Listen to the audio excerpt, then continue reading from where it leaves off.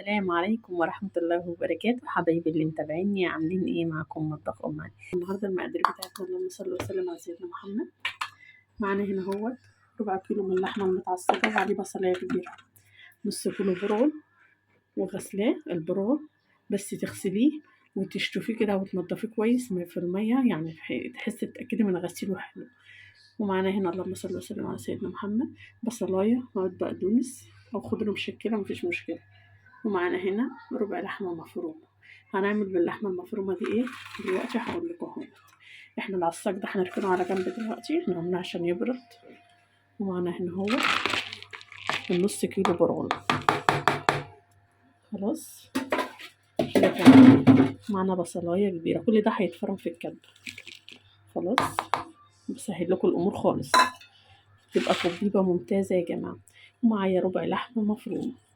احلى حاجة ان هي جميلة وحلوة أوي، بتشرفك في عزوماتك ومش مكلفة. معلقة ملح كبيرة، معلقة كمون، معلقة شوية نعناع ناشف صغيرين، معلقة بابريكا، فلفل اسود، بس كده. اللهم صل وسلم على سيدنا محمد.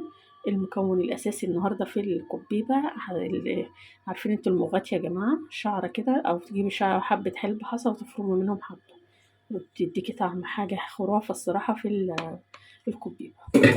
خلاص المكونات بتاعتنا دي كلها هنقلبها ببعضها ونروح على الكبه بقى نفرمها كده اهو، ونرجع بقى واحنا بنحشي معاكم الكبيبه. يعني يا حبايبي زي ما انتم شايفين العصاج بتاعه، حطيت عليه معلقتين زبيب، نقعت الزبيب شويه زي 10 دقايق كده او ربع ساعه. غسلته حلو ونقعته في 4 معالق زبيب، ومعاهم 4 معالق من السوداني. ماشي. إيه عايزه تحطي فستق، في جزء يعني الجمل، حاجات من دي. انا مش متواجد عندي الحاجات دي الصراحه، فحطيت الموجود. حطيت كده اهوت حشو مع العصاق، ربع كيلو لحمة شكلناه، وده ما حطيتش عليه أي مكسرات، أنا عايزاه سادة كده، هعمل جزء وجزء.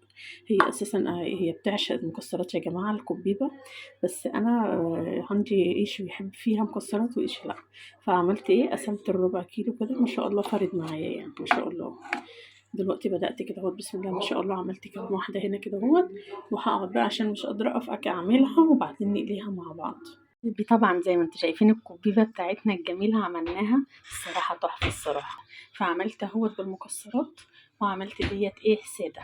ما شاء الله ما شاء الله، جميلة جميلة جميلة، والله العظيم طلعت حلوة قوي. ممكن بقى انت تحطها شوية في التلاجة تتماسك شوية بس كده، بعد كده نعبيها في أكياس أو في علب وتحطها في الفريزر تحت إيديكي، تطلعي تقلي تبقى سخنة. خلاص بس أنا دي هستخدمها إن شاء الله بكرة، فعشان كده جهزتها وأنا قاعدة كده بالليل. والله عملت شوية كبيبة جميلة يا جماعة، الله الله الله، شايفين جوه كده المكسرات جميلة قوي، وعملت برضو سادة حلوة قوي. واقول لكم ايه، قولوا لي رايكم بقى في الكبيبه ديت، واقول لكم السلام عليكم ورحمه الله وبركاته، كل سنه وانتم طيبين.